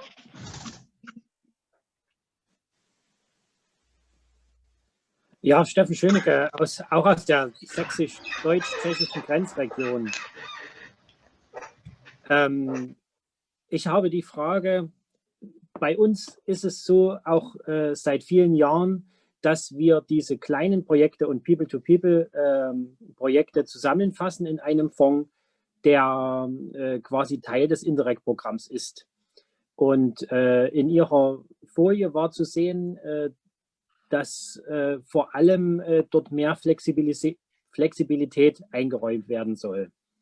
Wir haben allerdings, wir haben das positiv aufgenommen, dass die Kommission dort vereinfachte Kostenoptionen sozusagen vorschreibt für die kleinen Projekte. Und wir haben aber das Problem andererseits, dass aus Ihrer Präsentation hervorging, dass die Mitgliedstaaten für sich mehr Flexibilität haben wollen. Also wir sitzen praktisch zwischen den zwei Stühlen. Einerseits möchte unsere Regierung gerne ja, verhältnismäßig strenge Vorschriften und die EU-Kommission möchte ja, viel Flexibilität und Bürokratieabbau. Wäre es denn möglich, dass die Kommission noch mehr Druck ausübt auf die Programmverwalter, dass tatsächlich weniger Bürokratie notwendig ist, dass hier also tatsächlich diese vereinfachten Kostenoptionen oder Pauschalen auch Pflicht werden? Wäre das möglich oder könnte man das einrichten?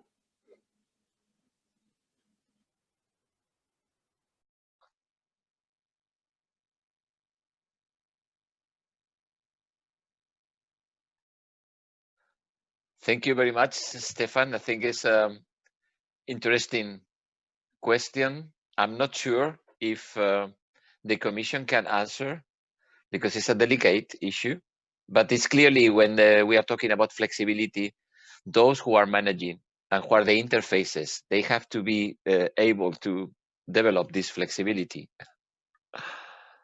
While, I don't know if there's...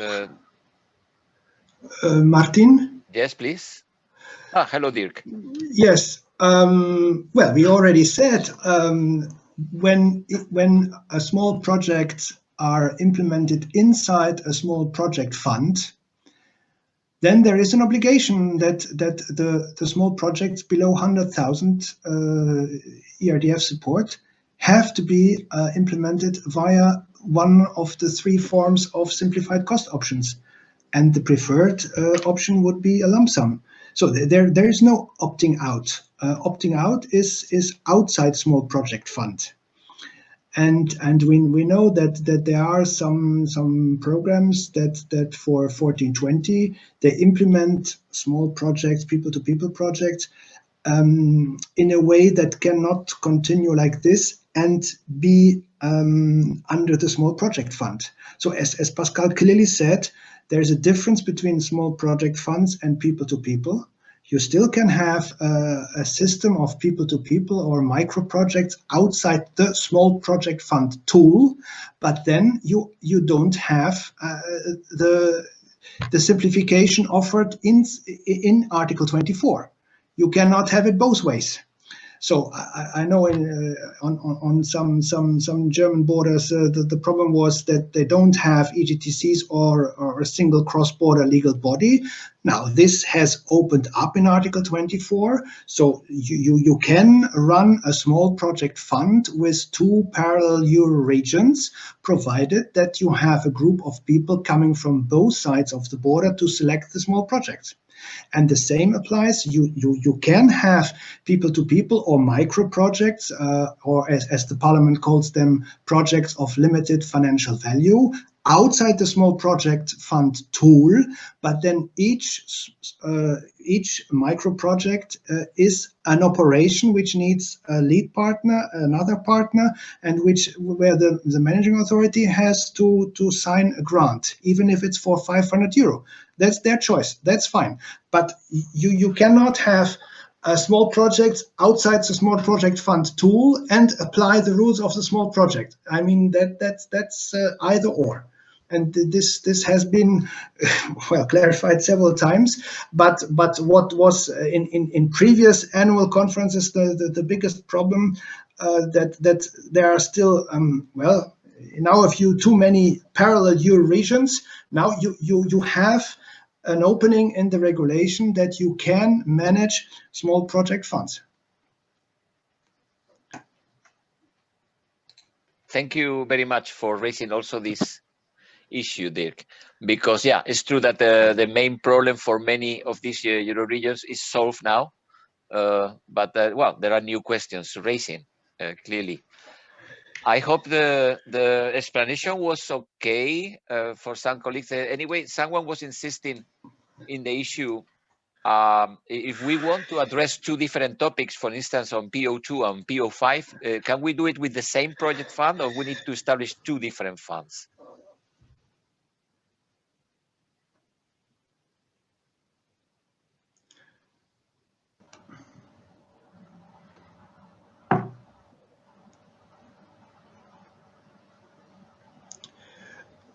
Well, any operation, a small project fund is an operation.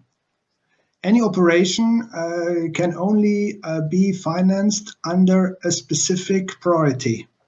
Okay. And will be described in the program, even the level below, when describing the specific objectives. So a small project fund which is doing ISO 1 stuff, people to people, legal obstacles, general capacity building of the cross-border actors and so on. This can all be done as one small project fund under Interreg specific objective 1.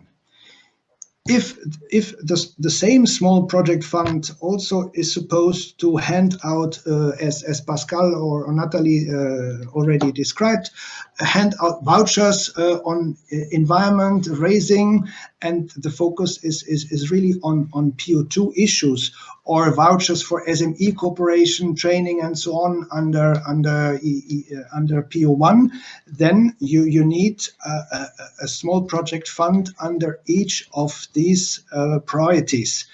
You still, well, to the outside, to the citizens, to the people, you don't have to say that administratively below there are 3 funds.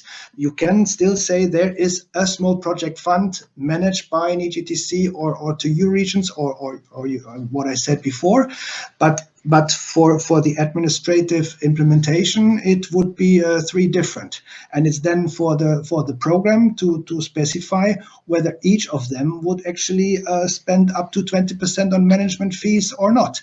And coming back on 20%, as you mentioned it, and as I have sort of the floor, I mean, the 20% is there because we made a survey among those implementing small project funds or this kind of actions under the 1420 programs, and with one exception, all the small projects fund were respecting this ceiling of 20%. So we thought this is sufficient, and a higher percentage we could not sell to the taxpayer either. Okay, well, now it's much more clear. Thank you very much, Dirk. As you know, we have been talking about this for years, and probably next time we meet, we will still making some questions. But things are getting more and more clear, even if change is always complicated.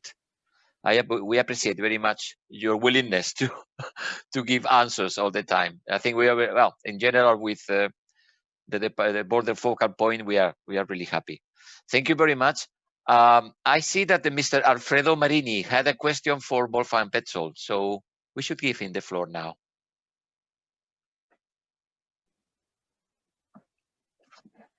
Good afternoon. I'm Alfredo Marini, EV volunteer in the Adriatic-Ionian Euro region. Mr. Petzold, I have a question about the conference on Future of Europe. In your opinion, the conference on Future of Europe could lead to a reform of the treaties capable of redesigning a new institutional system in order to giving more power to the Committee of Region? I risk my job when I answer honestly.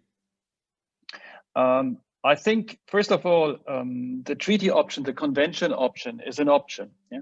Whether or not this will be the final outcome of the conference needs to be seen. As I said, the power dynamics are as such that the parliament wants it.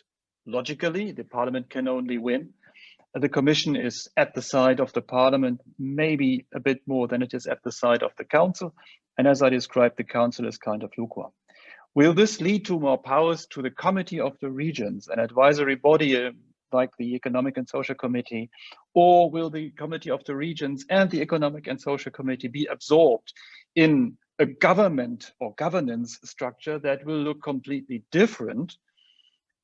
Is a bet that I would not put much money on. But surprisingly, the political parties, the European political parties in Brussels, I must add, are discussing quite radical changes of the institutional system. I read by coincidence last week, it's not my daily lecture, but I read a short article about the European People's Party, who are planning in the, I think it's the Committee of Institutional Affairs, AFCO, in the Parliament, where one member of the Parliament heads an internal working group in the EPP that looks into a fully fledged institutional structure, let me say, as if we have a European Republic, meaning a merger of the Commission and the Council. I mean, this is raw thinking of one person, but it is EPP, and that does mean something. So a merger, which has been discussed for ages, of Commission and Council, a Parliament that can only the Parliament can suggest legislation. And then the $1 million question or euro question is, where will the committees or our Committee of the Regions end up? We have some political parties who are favoring abolishing of the advisory bodies. We have some federal states that would fire their last bullet probably to save the Committee of the Regions. But I mean, if everything is on the table and if such radical proposals are on the table, I can also imagine radical solutions. At least, let's say, in the intellectual political circles where this is discussed, and I would always go back, if you want to study this in more depth, to some institutional designs that the Federalists have come up with, like an alternative treaty like years ago. And again, the AFCO committee, Mr. Verhofstadt has been crucial for this, and other actors have been crucial for this. And that's why it is so important that we are not bystanders or satellites, but we try really to influence this process with regional voices.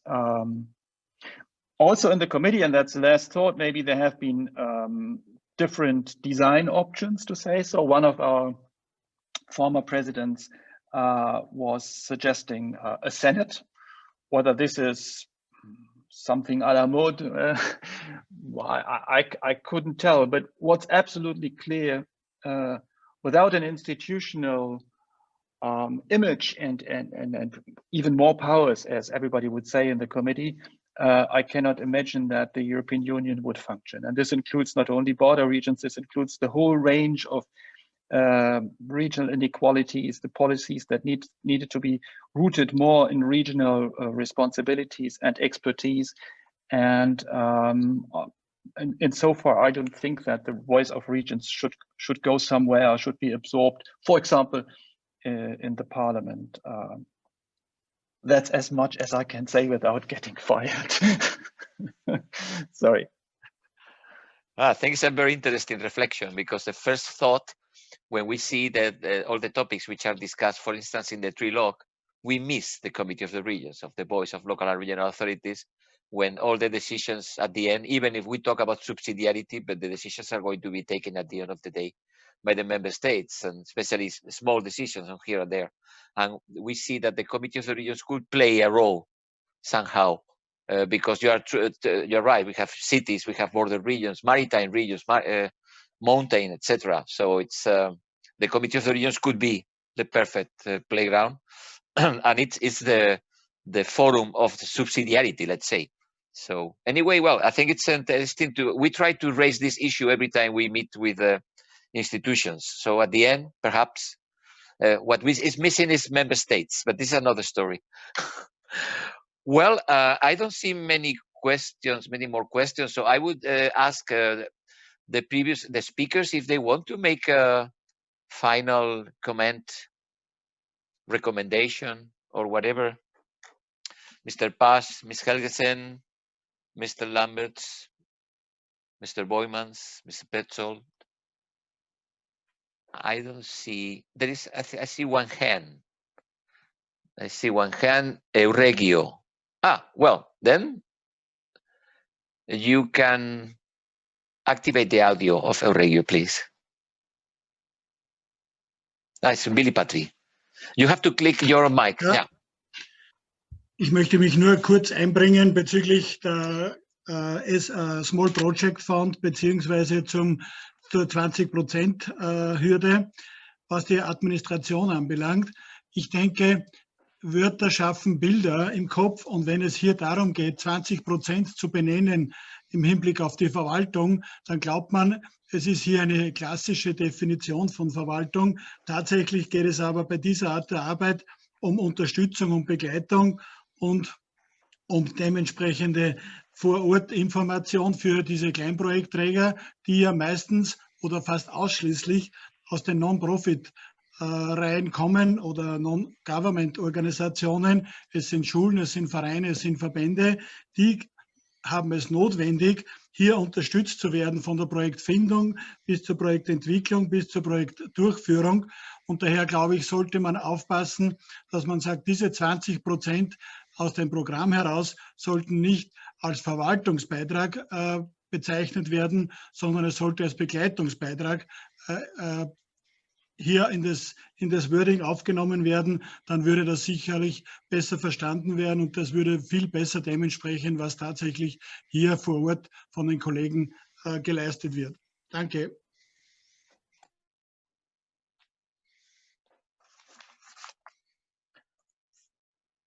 Thank you very much, Billy. I wonder if there is any other word asked. This does not seem to be the case. Well, again, if there's any of the speakers who want to take the floor for some final remarks. Otherwise, it is 15:30. We should go to close the panel. Well, it's very difficult to summarize, but it's clearly there is a very interesting message, which is territorial cooperation is alive. And despite of the, in principle, reduction, there are a lot of possibilities to take territorial cooperation into other fields, particularly if we really believe that territorial cooperation is useful. So we can transport, health, and other topics. There are all new instruments around, like the investment territorial, integrated territorial investments, which has been very little used by the cross-border programs. Only one case, it's really very few. But we see that those regions who have implemented ITIs, they are really happy. So we should know more about how EGTC Go is implementing their ITI. We're asking all the time, and to promote that. There are other instruments. We are exploring all different possibilities, and then we will try to balance the reduction of the budget with new opportunities. The Conference of the Future of Europe opens an enormous possibility to raise the voice in a moment in which the citizens are waiting for some answers. Perhaps the stronger involvement of local and regional authorities is very important. And well, we have an agenda also which has been proposed or explained by our president and by the representation of the Congress. Plus, we should not lose the perspective of the current situation, which is faced by the citizens, and particularly in border areas, as we have listened to Oliver Paasch. So many things to do, a lot of food for thought. We still have a panel on the COVID directly after the presentation of the cross-border award sale of Papenburg. And tomorrow morning, we will talk about the future of AEBR, the role of projects, and the relationship with other institutions. So please stay with us if you can, or if you have to leave, please connect again, because we will stay here for you until tomorrow early afternoon. I would like to thank very much our host, our president, and the speakers. It has been really a pleasure to have such a high-level panel here. I hope that the participants who are connected also enjoyed as I did. It looks like that. Probably we will come back to you as usual. We would like to use the Futurium platform. There are probably some changes in this platform in the next weeks. We will report our members, and then we will try to be very active in the different conversations that are taking place there. And of course, AEBR will be open for you speakers, of course, if you would like anything from us. For the participants, if you want to know more, if you want to contact anyone, if you have a question that you could not make, you can make it later on, and we will try to find our way to send this question to the appropriate place. And we will learn in this process with your questions and with the answer. A message of optimism. Stay safe, those of you who are not going to contact us. And thanks again, everyone. Thank you, the interpreters, technicians, our team, for making this possible. Now we will close here the first opening and first session of our conference, and then we will jump in 1 minute into the ceremony of the cross-border award sale of Papenburg.